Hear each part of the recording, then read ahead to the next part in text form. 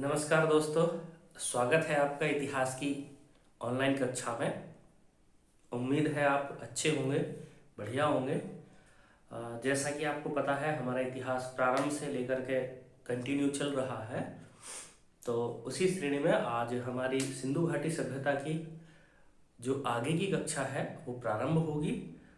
पिछली कक्षा में हमने बताया था कि सिंधु घाटी सभ्यता के मकान कैसे बने हुए हैं, भवन निर्माण कैसा है, घर आंगन कैसे हैं, सड़कें कैसी बनी होती हैं, खिड़कियां दरवाजे किस तरफ खुले होते हैं, इन सब का जिक्र किया था। आज की कक्षा में हम जिक्र करेंगे कि उस समय की राजनीतिक स्थितियां कैसी थी, सामाजिक स्थिति कैसी थी, आर्थिक स्थिति कैसी थी। हम इन सभी पर चर्चा करने जा रहे हैं। और सिंधु सभ्यता में और क्या क्या चीजें थी, कैसे उसका पतन हुआ, ये सब हम आज की कक्षा में पढ़ने चल रहे हैं। आइए तो हम शुरुआत करते हैं सिंधु घाटी सभ्यता की। सबसे पहले हम लोग राजनीतिक जीवन पढ़ेंगे कि सिंधु घाटी सभ्यता के लोगों का राजनीतिक जीवन कैसा था। राजनीतिक अवस्था, सिंधु घाटी सभ्यता की राजनीतिक अवस्था। देखिए, जब मैंने आपको पिछली कक्षा में पढ़ाया था कि सिंधु घाटी सभ्यता की सड़कें बहुत चौड़ी थी, एक दूसरे को समकोण पर काटती थी, नालियों की उत्तम व्यवस्था थी, नगरों की जो बसावट की गई थी वो बड़ी ही उत्तम प्रकार की थी। तो इन सब चीज़ों से ऐसा प्रतीत होता है कि कोई ना कोई प्रशासनिक शक्ति या प्रशासनिक व्यवस्था अवश्य रही होगी जिन्होंने सिंधु घाटी सभ्यता पर शासन किया या सिंधु घाटी सभ्यता का संचालन किया। तो ऐसे में राजनीतिक व्यवस्था की यदि बात की जाए तो हड़प्पा संस्कृति की व्यापकता एवं विकास को देखकर ऐसा लगता है कि यह सभ्यता किसी केंद्रीय शक्ति से संचालित होती होगी। ठीक है, तो आप इसको लिख लेंगे कि हड़प्पा सभ्यता या हड़प्पा संस्कृति की व्यापकता एवं विकास को देखकर ऐसा लगता है कि यहाँ कोई केंद्रीय सत्ता रही होगी। यानी हड़प्पा संस्कृति के विकास को देखकर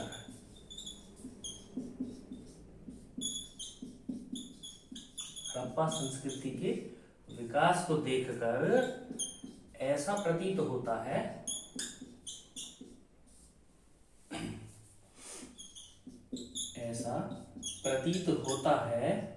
कि हड़प्पा सभ्यता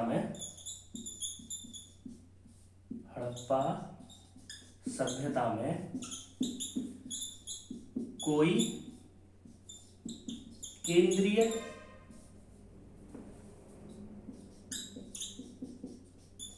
प्रशासन की व्यवस्था रही होगी, क्योंकि जिस तरह की नगर नियोजन हड़प्पा संस्कृति में मिलता है उससे यही आभास होता है कि नगरों को सुनियोजित तरीके से बसाया था। कोई नगर पालिका या नगर निगम जैसी प्रशासनिक प्रणाली अवश्य ही वह कार्य करती होगी। कुछ विद्वान हैं जिन्होंने अपने अपने मत दिए हैं कि भाई जो राजनीतिक अवस्था थी सिंधु घाटी सभ्यता की, वहां पर कैसे कैसे लोगों का प्रशासन किया जाता होगा। तो सबसे पहले हम लोग व्हीलर, जो कि एक प्रसिद्ध इतिहासकार है, हीलर के शब्दों में लिखेंगे या हीलर के अनुसार। यानी हीलर महोदय ने क्या बताया है कि वहां प्रशासनिक व्यवस्था थी या नहीं थी। तो हीलर के अनुसार सिंधु सभ्यता के लोगों का शासन जनतंत्रात्मक था। हीलर के अनुसार सिंधु सभ्यता के लोगों का शासन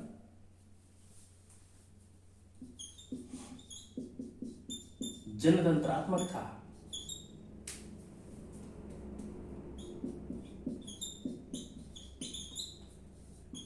व्हीलर महोदय का मत बहुत ही महत्वपूर्ण है, परीक्षा में पूछा जाता है। इनके बाद स्टुअर्ट पिगट महोदय आते हैं जो बताते हैं कि सिंध प्रदेश के शासन पर पुरोहित वर्ग का प्रभाव था। इसको भी लिख लीजिए, स्टुअर्ट पिगट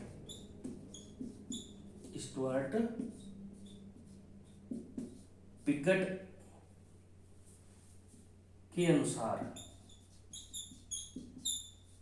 ये कहते हैं कि सिंधु सभ्यता में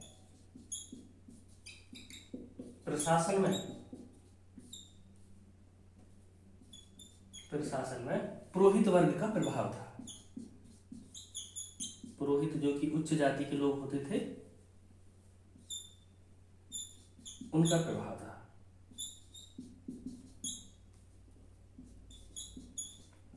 और देख लेते हैं और किस किस ने क्या क्या कहा है।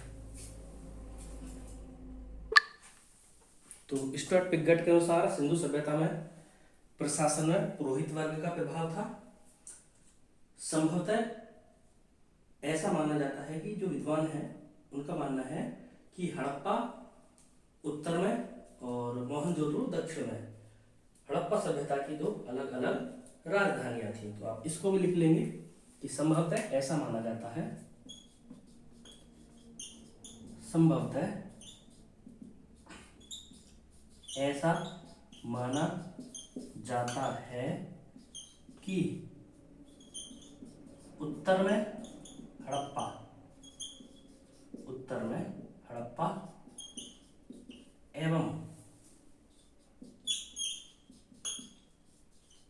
दक्षिण में मोहनजोदड़ो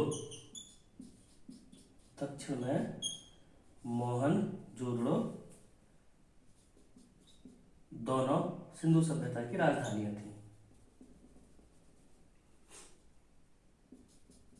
दोनों सिंधु सभ्यता की राजधानियां थी।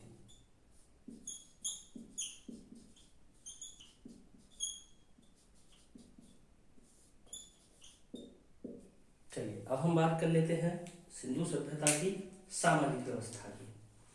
तो सामाजिक व्यवस्था में समाज की इकाई क्या थी, किस तरीके से समाज संचालित होता था, समाज कितने वर्गों में बटा था, इत्यादि ऐसे प्रश्न आते हैं। तो अब हम बात कर लेते हैं सिंधु घाटी सभ्यता की जो सामाजिक व्यवस्था है वो कैसी थी। तो बात कर लेते हैं समाज की जो इकाई थी परंपरागत तौर पर परिवार थी। लिख सकते हैं इसको, समाज की इकाई परंपरागत तौर पर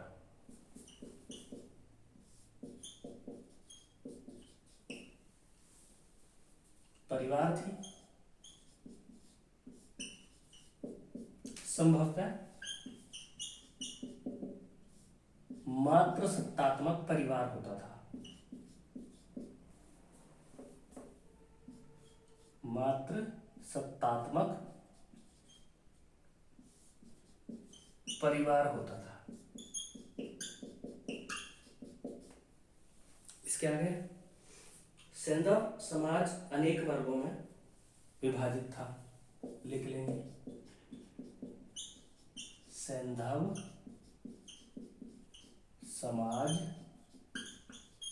अनेक वर्गों जैसे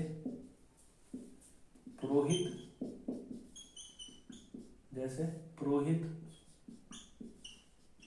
श्रमिक, व्यापारी, कृषक,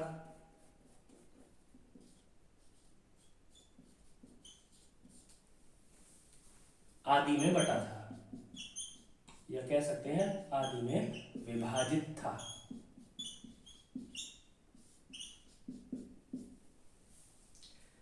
इसके अतिरिक्त अधिकारी लोग भी इसमें शामिल थे, शिल्पी भी इसमें शामिल थे। सिंधु सभ्यता के लोग शाकाहारी, मांसाहारी और शांति प्रिय तीनों ही प्रकार के थे। इसको लिख लीजिएगा, सिंधु सभ्यता के लोग मांसाहारी, शाकाहारी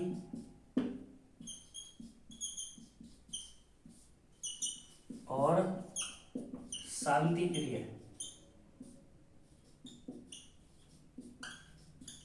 थे। इसके अलावा और बात की जाए सिंधु घाटी सभ्यता के जो लोग थे वो किस प्रकार उनका रहन सहन था, कैसे वस्त्र पहनते थे। तो चूंकि देखिए सिंधु सभ्यता में कपास का उत्पादन बहुत अधिक मात्रा में होता था। कपास को सिंडन विदेशी लोग सिंडन कहा करते थे।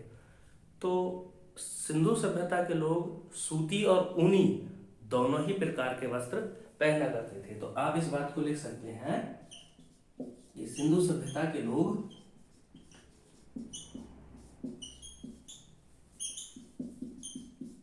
सूती व ऊनी दोनों प्रकार के वस्त्रों को धारण करते थे। दोनों प्रकार के वस्त्रों को धारण करते थे।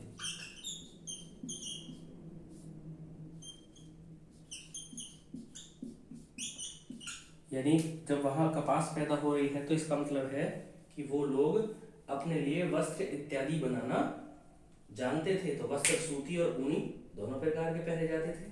अब बात की जाए समाज में मनोरंजन के क्या साधन थे, तो मनोरंजन के लिए पासे का खेल, नृत्य, शिकार, पशुओं की लड़ाई आदि प्रमुख साधन थे। इसको भी लिख लीजिए आप।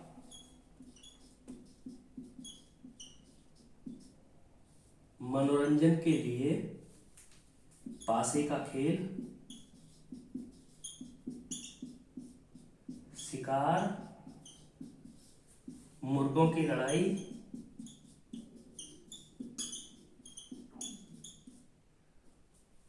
ठीक है, और नृत्य आदि, नृत्य आदि मनोरंजन के लिए पासे का खेल, शिकार, मुर्गों की लड़ाई या कह सकते हैं पशुओं की लड़ाई, नृत्य आदि का प्रयोग करते थे। सिंधु सभ्यता वाले भी मनोरंजन किया करते थे। उस समय वर्तमान समय में जैसे आज मोबाइल है, वीडियो 2 मिनट में देख लेते हैं, सिनेमा है, डीवीडी सीडी प्लेयर ये पहले होके समाप्त भी हो चुके हैं। उस प्रकार के मनोरंजन के साधन नहीं थे। तो उनके जो साधन थे वो यही थे कि पासे का खेल खेल लिया, जिसको हम लूडो टाइप में जो खेल होता है वो, शिकार करने चले गए समूह में मिल करके, मुर्गों की लड़ाई या अन्य पशुओं की लड़ाई उन्होंने करा ली, या फिर मिल करके सामूहिक नृत्य कर लिया। ये उनके मनोरंजन के साधन हुआ करते थे, जिनका प्रयोग लोग अपने आप को एंटरटेनमेंट करने के लिए किया करते थे। आगे हम बात कर लेते हैं कि सिंधु घाटी सभ्यता के लोग अंत्येष्टि संस्कार किस प्रकार करते होंगे। मान लीजिए जब व्यक्ति की मृत्यु हो जाती है तो अंतिम संस्कार की क्रिया की जाती है। तो सिंधु घाटी सभ्यता के जो लोग होंगे वो उस समय क्या करते होंगे, व्यक्ति को जलाते होंगे, दफनाते होंगे, किस दिशा में सिर या पैर वो शव का करते होंगे, ये इत्यादि चीजें देखने की हैं कि सिंधु घाटी सभ्यता के लोग किस प्रकार शवों की अंत्येष्टि करते थे। तो आप इसको लिख सकते हैं, शवों का अंत्येष्टि संस्कार के 3 प्रकार मिलते हैं। शवों के अंत्येष्टि संस्कार के 3 प्रकार मिलते हैं।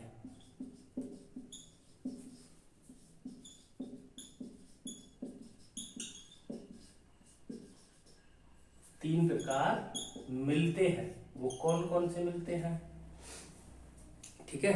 तो सबसे पहला जो प्रकार है वो है पूर्ण समाधिकरण। नंबर 1 डालेंगे आप, पूर्ण समाधिकरण। नंबर 2 डालेंगे आंशिक समाधिकरण।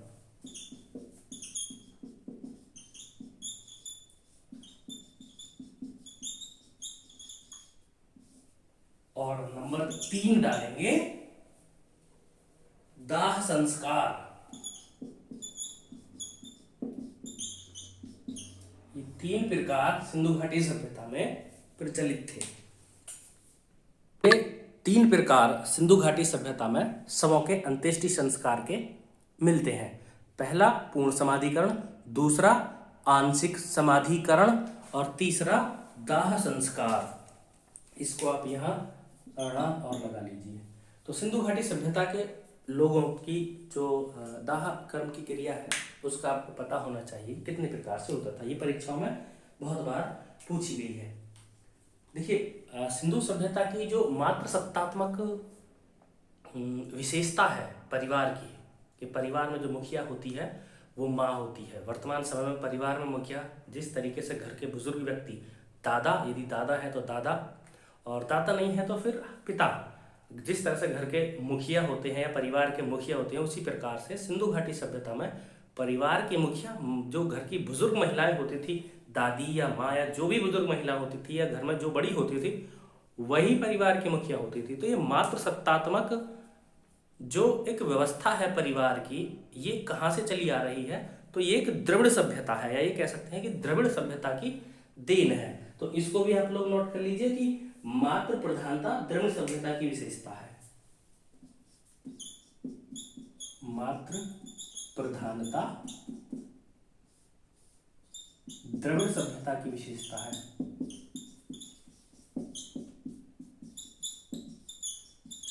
आज सिंधु घाटी सभ्यता को हम पूरी तरह से समाप्त कर देंगे। उसके बाद सिंधु घाटी सभ्यता से संबंधित प्रश्न उत्तर आपको कराए जाएंगे। अब बात, सॉरी दोस्तों, लाइट चली गई थी थोड़ा।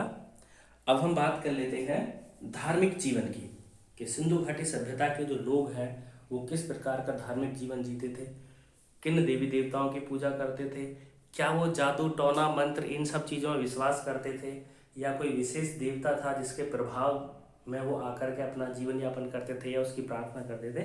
ये सब चीज़ें हम धार्मिक जीवन में जानेंगे। तो अगली जो हेडिंग होगी वो होगी धार्मिक जीवन, क्योंकि सिंधु घाटी सभ्यता का हम पढ़ रहे हैं, तो धार्मिक जीवन सिंधु घाटी सभ्यता का ही होगा।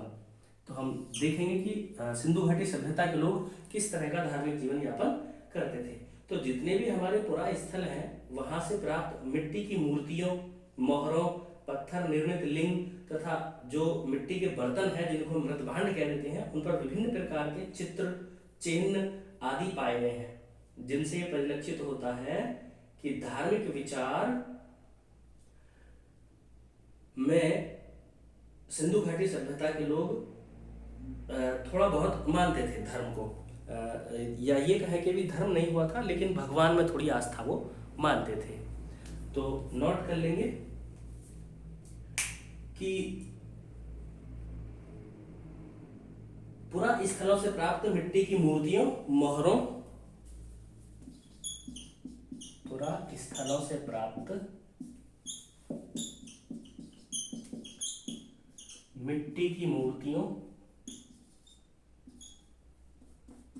पुरा स्थलों से प्राप्त मिट्टी की मूर्तियों, मोहरों,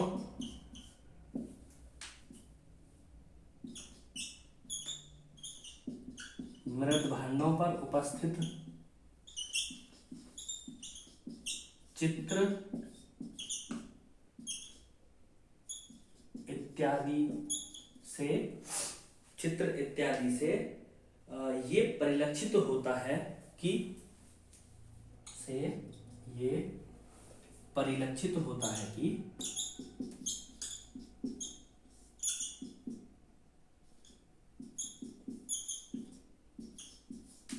सिंधु घाटी सभ्यता के लोगों में, या ये कहें कि धार्मिक विचारधारा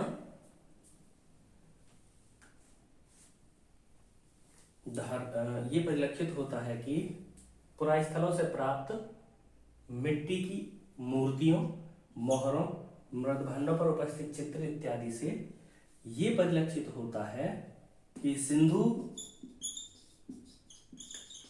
सभ्यता के लोग शक्ति के रूप में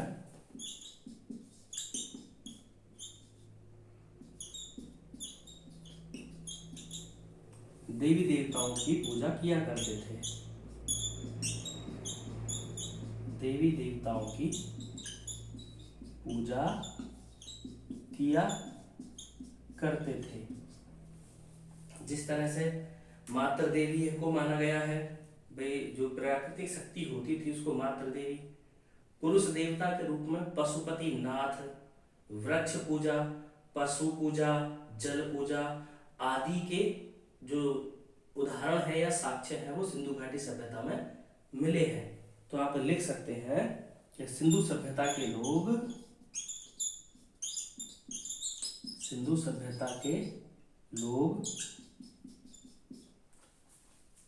मातृदेवी,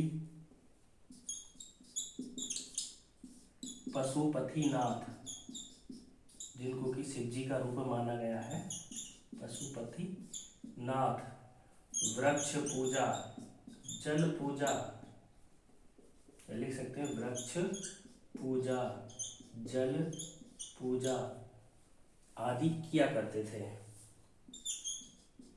जल पूजा आदि किया करते थे।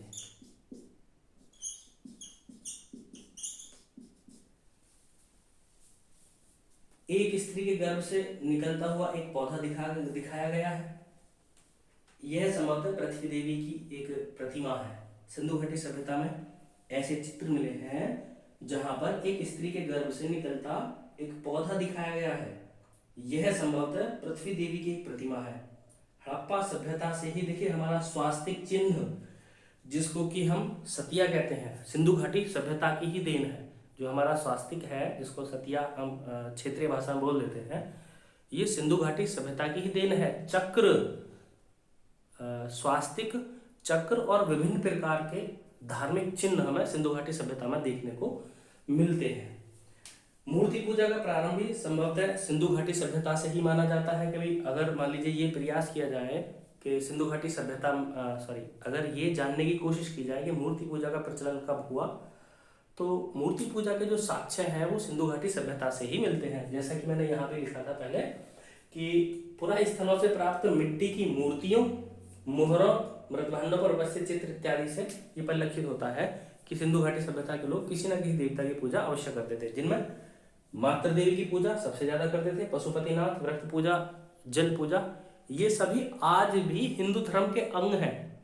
तो ऐसा माना जाता है कि ये जितने भी पूजा पद्धतियां हैं सिंधु सभ्यता के लोगों से के द्वारा जो प्रचलित प्रणाली थी उन्हीं से ग्रहण की गई है। इसी में हमारा स्वास्तिक प्राप्त होता है, जिसको कि हम पवित्र चिन्ह मानते हैं। चक्र, क्रॉस के भी साक्ष्य मिले हैं। स्वास्तिक और चक्र जो है ये सूर्य पूजा के उदाहरण हैं। इनको भी आप लोग नोट कीजिएगा। चलिए हम आगे लिखते हैं। हड़प्पा सभ्यता से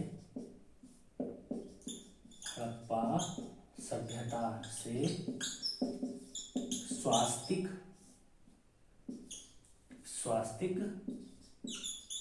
चक्र और क्रॉस के चिन्ह प्राप्त हुए हैं, या कह सकते हैं कि साक्ष्य प्राप्त हुए हैं। साक्ष्य प्राप्त हुए हैं। स्वास्तिक और चक्र,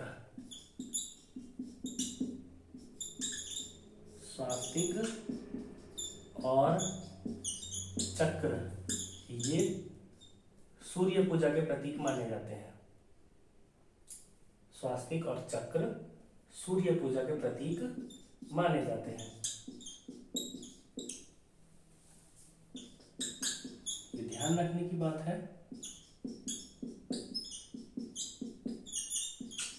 अब यदि बात की जाए मूर्ति पूजा का प्रारंभ कहाँ से हुआ, तो आप इसको लिख सकते हैं कि मूर्ति पूजा का प्रारंभ संभवतः सैंधव सभ्यता से हुआ। मूर्ति पूजा का प्रारंभ संभवतः, इतिहासकारों का ऐसा मानना है कि मूर्ति पूजा का प्रारंभ संभवतः सिंधु सभ्यता से हुआ।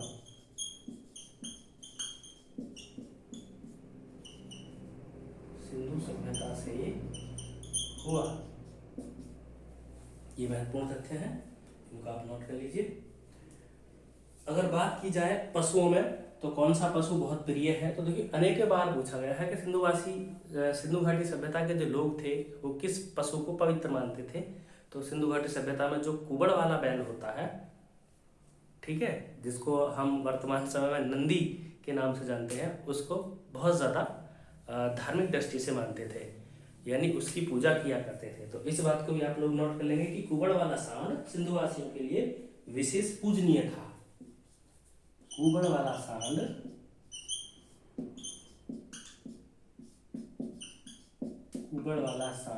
सिंधु सभ्यता के लोगों के लिए, सिंधु सभ्यता के लोगों के लिए विशेष पूजनीय था। सिंधु सभ्यता के लोगों के लिए विशेष पूजनीय था, यानी नंदी महाराज के रूप में इसको पूजा जाता था, जो कि पशुपतिनाथ अर्थात शिव का वाहन है, विशेष पूजनीय था। शिव का वाहन नंदी होता है, कुबड़ वाला सांड वही मान करके ये सिंधु घाटी सभ्यता के लोग पूजा किया करते थे।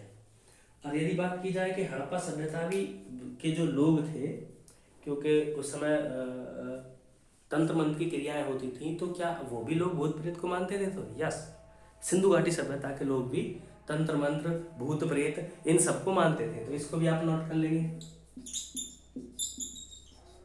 सिंधु सभ्यता के लोग भूत प्रेत, सिंधु सभ्यता के लोग भूत प्रेत और तंत्र मंत्र में विश्वास रखते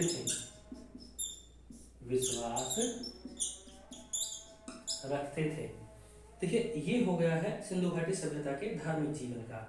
यदि हम सिंधु घाटी सभ्यता के धार्मिक जीवन की यदि बात की जाए, तो हड़प्पा सभ्यता से ही हमें स्वास्तिक मिला, जो कि आज हमारे लिए विशेष धार्मिक दृष्टि से पूजनीय होता है। चक्र, क्रॉस इत्यादि के भी साक्ष्य मिले हैं। स्वास्तिक और चक्र जो है ये सूर्य पूजा के प्रतीक है। मूर्ति पूजा का प्रारंभ भी जो है हड़प्पा सभ्यता से ही माना जाता है, जो कि हिंदुओं में, भारतवर्ष में हिंदुओं में विशेष पूजनीय है। मूर्ति पूजा बहुत होती है। और पशुपतिनाथ का जो वाहन है नंदी, कुबड़ वाला सांड, सिंधु सभ्यता के लोगों के लिए विशेष पूजनीय था। उसके अतिरिक्त सिंधु सभ्यता के लोग भूत प्रेत को ही मानते थे कि भूत होते हैं, और तंत्र मंत्र के द्वारा उनका इलाज किया जाता था या भूतों को दूर भगाया जाता था। अब हम सिंधु घाटी सभ्यता की आर्थिक स्थिति की बात कर लेते हैं कि सिंधु घाटी सभ्यता के लोग कैसा व्यापार करते थे, कौन कौन से कार्य करते थे, दुकान खोल रखी थी उन्होंने, मार्केट में कैसा व्यापार करते थे, इन सब चीज़ों की हम जानकारी लेंगे। तो नेक्स्ट हेडिंग होगी आर्थिक जीवन। आर्थिक जीवन। अब हम बात कर लेते हैं सिंधु घाटी सभ्यता के आर्थिक जीवन की। राजनीतिक, धार्मिक हम लोगों ने पढ़ लिया है। हम आर्थिक बात करते हैं कि सिंधु घाटी सभ्यता के लोग जो है वो किस तरह का व्यापार करते थे, खेती कार्य करते थे, पशुपालन करते थे, कौन सा काम वो अपने जीवन यापन को करने के लिए किया करते थे। देखिए हड़प्पा कालीन जो अर्थव्यवस्था है वो कृषि पर आधारित थी। वैसे तो नगरीय सभ्यता थी, लेकिन कृषि पर, विभिन्न दस्तकारियों पर और समृद्ध आंतरिक और विदेशी व्यापार पर आधारित थी। तो आप इसको लिख सकते हैं कि सिंधु सभ्यता की अर्थव्यवस्था, सिंधु सभ्यता की अर्थव्यवस्था कृषि, पशुपालन, सिंधु घाटी सभ्यता की अर्थव्यवस्था कृषि, पशुपालन, आंतरिक व विदेशी व्यापार पर आधारित थी। विभिन्न प्रकार के शिल्पी और दस्तकार भी सिंधु घाटी सभ्यता में अपना कार्य किया करते थे। अब यदि बात की जाए कि हड़प्पा के लोग कृषि कार्य के लिए किसका प्रयोग करते थे, तो इसको लिख लेंगे हड़प्पावासी लकड़ी के हल का प्रयोग, सिंधुवासी लकड़ी के हल का प्रयोग कृषि कार्य के लिए किया करते थे। सिंधु घाटी के लोग लकड़ी के हल का प्रयोग कृषि कार्य के लिए किया करते थे। ये कई बार परीक्षाओं में पूछा गया प्रश्न है कि सिंधु घाटी वाले जो लोग हैं वो किसका प्रयोग करते थे। अब बात की जाए सिंधु घाटी सभ्यता के जो लोग थे उनकी मुख्य जो फसलें थी वो कौन कौन सी थी, तो आप लिख लेंगे कि सिंधु सभ्यता के लोगों का मुख्य खाद्यान्न गेहूं एवं जौ थे। गेहूं एवं जौ थे। देखिए, सिंधु घाटी सभ्यता के लोग जीवन यापन करने के लिए, भोजन खाने के लिए गेहूं और जौ का उत्पादन अधिक मात्रा में किया करते थे। तो जो मुख्य खाद्यान्न थे वो गेहूं और जौ थे। अब बात की जाए कि सर्वप्रथम कपास उत्पन्न करने का जो श्रेय है वो कहाँ के लोगों को है, या कपास का उत्पादन सर्वप्रथम कहाँ हुआ, तो आप लिख सकते हैं कि सिंधु घाटी सभ्यता के लोगों को, सिंधु घाटी सभ्यता के लोगों को सर्वप्रथम कपास के उत्पादन का श्रेय प्राप्त है। उत्पादन का श्रेय प्राप्त है। इसीलिए यूनानियों ने सिंधु घाटी सभ्यता, यानी कि जहां सिंडन अर्थात कपास पैदा होती थी, इसका नाम सिंध या सिंडोन रखा। इस बात को लिख लीजिए। इसलिए यूनानियों ने इसे सिंडोन, जिसकी उत्पत्ति सिंध से हुई, नाम दिया। या ऐसे लिख सकते हैं कि कपास को यूनानियों ने सिंधु क्षेत्र में होने के कारण, सिंधु क्षेत्र में होने के कारण सिंडोन नाम दिया। यानी कपास का नाम इन्होंने सिंडोन रखा। देखिए, ये भी कई बार पूछा जाता है कि सिंडोन क्या है, इसकी खेती सर्वप्रथम कहाँ हुई।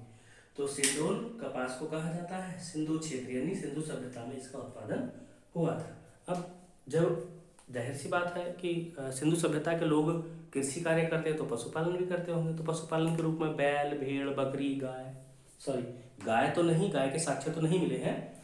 गाय के अतिरिक्त जैसे बैल है, भीड़ है, बकरी है, सुअर आदि पालते थे। देखिए, ये इतिहासकारों की एक बड़ी ही अविचित्र खोज रही है कि सिंधु घाटी सभ्यता में गाय के साक्ष्य स्पष्ट रूप से प्राप्त नहीं हुए हैं, लेकिन बैल का जिक्र बहुत बार आया है, जिसमें कुबड़ वाला सांड विशेष रूप से पूजनीय है। तो आप अनुमान लगा सकते हैं कि जब कुबड़ वाला बैल है तो उसको भी किसी ने जन्म दिया होगा, तो गाय भी रही होगी। लेकिन गाय का उतना उल्लेख नहीं है सिंधु घाटी सभ्यता में जितना कि कुबड़ वाले सांड का है। आप इस बात को भी लिख लीजिए कि हड़प्पाई लोग बैल, भेड़, बकरी, सुअर आदि पालते थे। हड़प्पाई लोग बैल, भेड़, बकरी, सुअर आदि पालते थे। जब कृषि कार्य है तो पशुपालन तो साथ में ही होगा, क्योंकि कृषि बिना पशुपालन के संभव नहीं है। यानी अब तो पशुपालन को भी कृषि का ही अंग माना जाता है, यानी कि पशुपालन भी कृषि ही है। अब कई जगह ऐसे उल्लेख मिले हैं कि भाई गुजरात के लोग जो थे वो हाथी पालते थे। इसको भी लिख लीजिए। कई बार पूछा जा चुका है कि सिंधु घाटी सभ्यता में कहाँ के लोग थे जो हाथी को पालते थे, तो लिख लीजिए गुजरात। भाई गुजरात के लोग मालदार होते हैं, पाल सकते हैं वो हाथी भी। तो इसको आप नोट कर लीजिएगा कि गुजरात के निवासी हाथी पालते थे। गजब। तो इसको ध्यान रखना है, ये विशेष पॉइंट है। ठीक है, चलिए अब हम आगे बात कर लेते हैं कि आर्थिक व्यवस्था में बहुत सारी धातुओं का भी प्रयोग होता है, यानी चांदी है, तांबा है, सोना है। सिंधु घाटी सभ्यता में चूंकि आभूषण मिले हैं, आभूषण को बेचना, बनाना, ये सब आर्थिक क्रिया के अंतर्गत ही आता है। तो इसलिए अब हम ये जानेंगे कि सिंधु घाटी सभ्यता के लोग विभिन्न प्रकार की बहुमूल्य धातुओं को कहाँ से प्राप्त करते थे। अपने ही देश से खोद के निकालते थे या विदेशों से आयात किया करते थे। तो आइए इसको भी जान लेते हैं। तो देखिए तांबा जो है ये गुजरात से लाया जाता था, सॉरी गुजरात से नहीं, राजस्थान की जो खेतड़ी खान है वहां से इसको लाया जाता था। हम एक मिनट बोर्ड साफ कर लें जरा। चलिए ये बात आप नोट कर लीजिए कि सिंधुवासी विभिन्न धातुओं को कहाँ कहाँ से प्राप्त करते थे, या कौन सी धातु कहाँ से वो उपयोग में लाते थे। ये कई बार परीक्षा में पूछा जाता है, तो इसलिए इसको ध्यान से याद करना। सबसे पहले बात करते हैं तांबा। तांबा राजस्थान, राजस्थान में खेतड़ी एक जगह का नाम है जहाँ तांबे की खान है, वहां से ये लोग तांबा प्राप्त करते थे। आज भी वहां से तांबा प्राप्त किया जाता है। यदि चांदी की बात की जाए तो चांदी कहाँ से आती थी? चांदी, देखिए तब तक सिंधुवासी लोग भारत में चांदी नहीं खोज पाए थे। इतना ज़्यादा विस्तार भी पूर्व ये जो पूर्वी हिस्सा है भारत का, इधर को नहीं हुआ था। केवल मेरठ में आलमगीरपुर और इधर पंजाब, हरियाणा, गुजरात, महाराष्ट्र तक ही पहुंच पाए थे। इधर वाले स्टेटों में साक्ष्य बहुत बाद में खोजे गए। तो जो चांदी है, सिंधु घाटी सभ्यता के लोग ये अफगानिस्तान व ईरान से मंगवाते थे। ये कई बार पूछा गया है कि चांदी कहाँ से प्राप्त करते थे, तो अफगानिस्तान और ईरान से ये लोग चांदी मंगाते थे। अब यदि बात की जाए चांदी के अतिरिक्त सोना कहाँ से मंगाते थे? सोना, तो भाई सोना पहले से ही बहुमूल्य धातु रहा है। केजीएफ मूवी आपने देखी ही होगी, जिसमें सोने के पीछे पूरी फिल्म बनाई हुई है। तो ये जो सोना प्राप्त करते थे ये कर्नाटक से प्राप्त करते थे। सोना कर्नाटक से प्राप्त करते थे। और यदि बात की जाए टिन की, तो टिन ये अफगानिस्तान से मंगाते थे। टिन भी एक प्रकार की मिश्रित धातु होती है, इसको ये अफगानिस्तान से प्राप्त करते थे। कर्नाटक में कोलार खान है जहां से सोना निकाला जाता है। यानी यदि बात की जाए सिंधु घाटी सभ्यता के लोग चांदी, तांबा, चांदी, सोना, टिन ये सब कहाँ से प्राप्त करते थे? तो तांबा राजस्थान की खेतड़ी खान से निकाला जाता था, चांदी अफगानिस्तान और ईरान से मंगाई जाती थी, सोना कर्नाटक की कोलार खान से निकाला जाता था, और टिन अफगानिस्तान से मंगाया जाता था। तो ये महत्वपूर्ण धातुएं थी जिनका प्रयोग सिंधु घाटी सभ्यता के लोग आभूषण बनाने में किया करते थे। अपने दैनिक जीवन में इनका प्रयोग किया करते थे। देखिए हड़प्पा के जो बर्तन हैं, कुछ बर्तन भी धातुओं के मिले हैं जिन पर लेख भी मिले हुए हैं। ठीक है, आगे बात कर लेते हैं। इस काल में कुम्हार के चाक का खूब प्रचलन था, चिकने और चमकीले बर्तन बनाए जाते थे। तो आप लिख सकते हैं इस काल में, इस काल का मतलब सिंधु घाटी सभ्यता में, इस काल में जो कुम्हार लोग होते हैं जो बर्तन बनाने का काम करते हैं, जो हम सबको बर्तन उपलब्ध कराते हैं भोजन इत्यादि करने के लिए, तो इस काल में कुम्हार का चाक बहुत प्रचलन में था।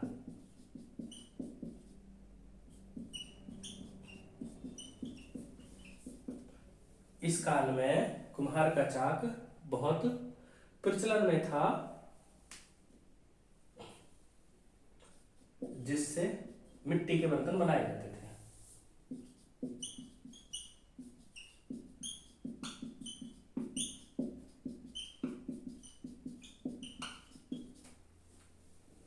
तो ये थी सिंधु घाटी सभ्यता के आर्थिक जीवन से संबंधित बातें तो और भी बहुत सारी हैं, लेकिन चूंकि 3 वीडियो में ही ये मुझको समाप्त करना है, चौथी वीडियो प्रश्न उत्तर की करानी है, तो इसलिए अब हम आगे के बिंदुओं को इसमें कवर कर लेते हैं।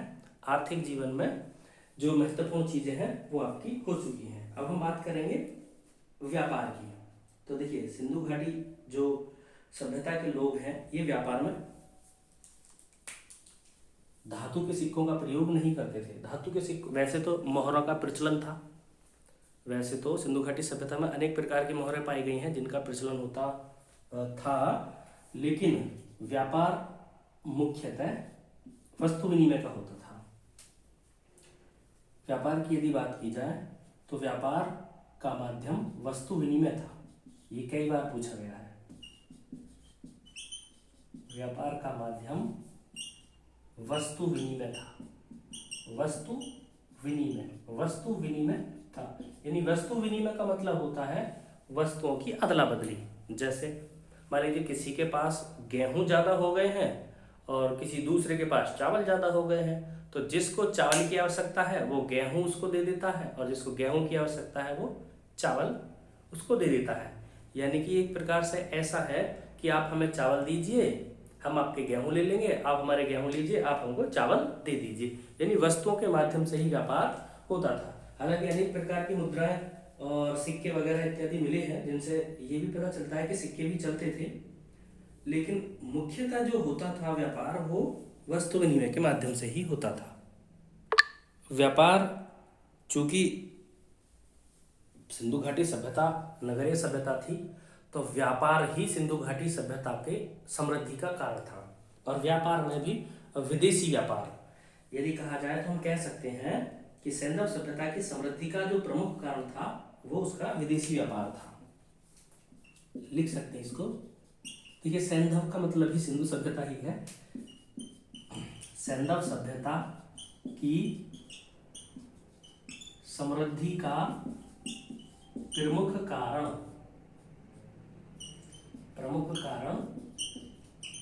उसका विदेशी व्यापार था।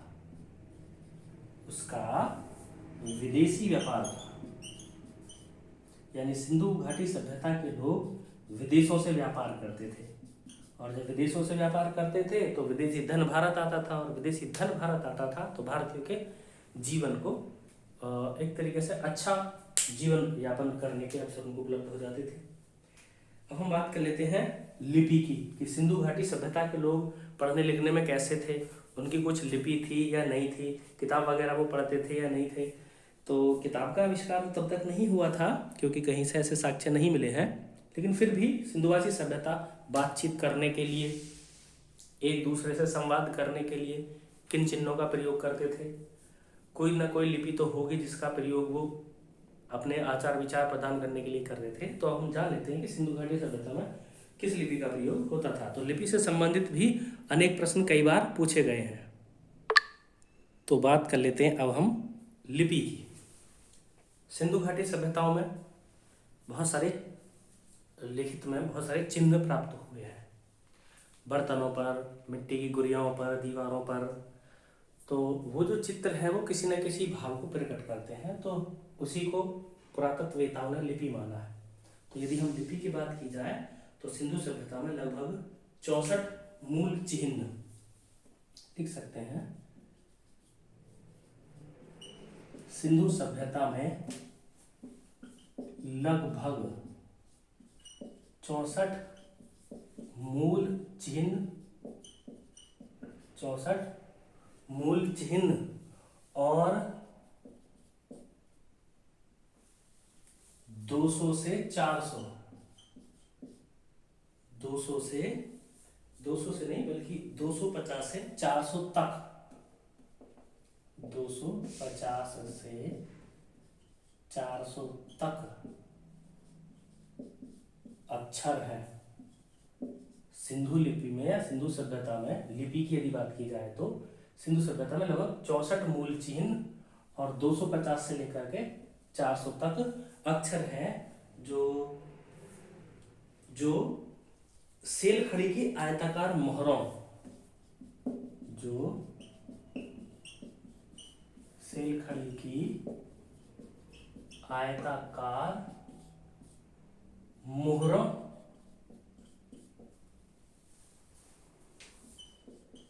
एवं तांबे की गुरिकाओं आदि पर मिलते हैं। तांबे की गुरिकाओं आदि पर मिलते हैं।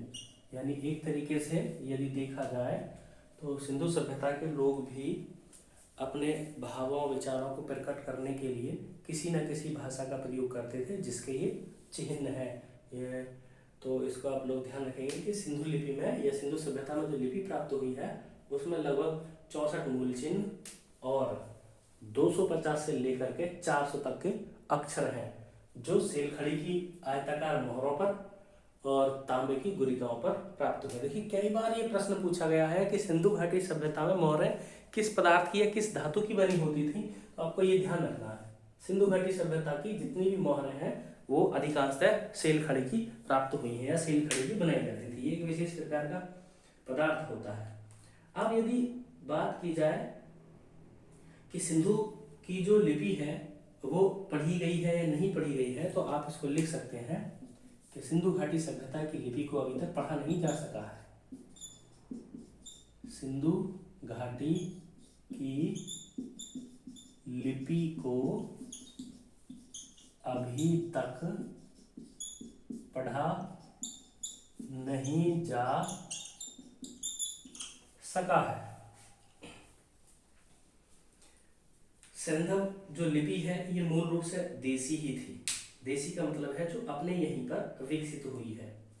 अब यदि बात की जाए कि सिंधु सभ्यता की लिपि कैसी थी, तो ये प्रश्न कई बार पूछा गया है, इसको आप लिख लीजिए। सैंधव सभ्यता की लिपि, सैंधव सभ्यता की लिपि भाव चित्रात्मक थी। इसको याद रखेंगे, भाव चित्रात्मक, यानी वो ऐसे चित्र या संकेत बनाते थे जिनमें भाव छुपे होते थे। भाव चित्रात्मक का मतलब है जिस तरीके से आज हम अपने फ़ोन में व्हाट्सएप पर या किसी अन्य सोशल मीडिया ऐप पर जो हम इमोजी शेयर करते हैं ना, हंसते हुए की, रोते हुए की, नाचते हुए की, ये जो इमोजी होती हैं यही भाव को दर्शाने वाले चित्र हैं। एक तरीके से पिक्टोग्राफ टाइप में भाव चित्रात्मक लिपि का प्रयोग किया जाता था। तो आप लिख लेंगे सिंधु सभ्यता की लिपि भाव चित्रात्मक थी।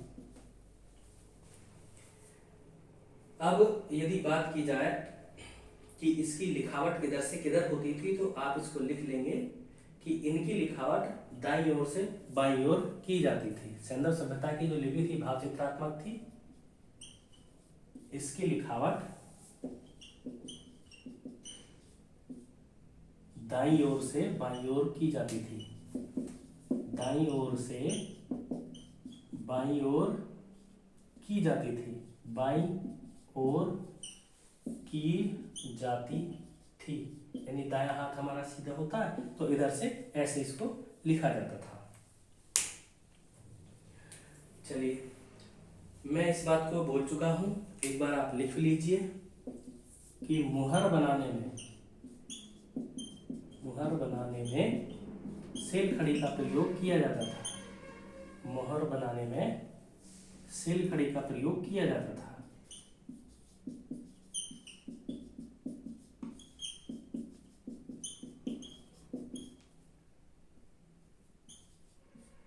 सेल खड़ी का प्रयोग किया जाता था, यानी सिंधु घाटी सभ्यता की जो अधिकांश मोहरें होती थी वो सेल खड़ी की बनी होती थी। तो अब हम बात कर लेते हैं सिंधु घाटी सभ्यता के पतन की। पतन, सिंधु सभ्यता का पतन, ऐसे आप लोग हेडिंग डाल लेंगे, सिंधु सभ्यता का पतन।